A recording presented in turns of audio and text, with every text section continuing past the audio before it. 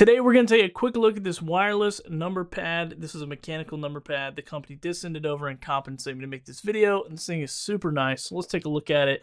First of all, very small, compact, so if you need to put this in your laptop bag, take it with you, you could.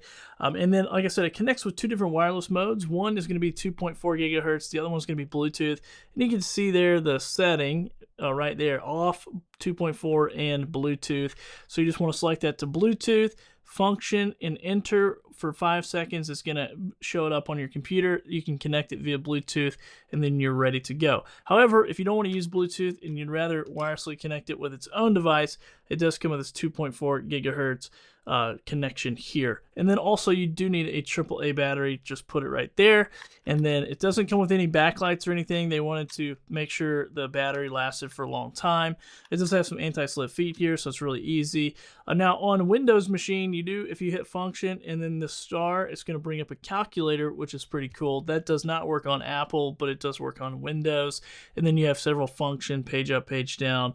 Very similar to a regular keyboard, or number pad on your keyboard rather. So let's go ahead and take a look at this thing in action. So I got my notes up here, and you can kind of see and hear what this would sound like if I'm just typing away with numbers.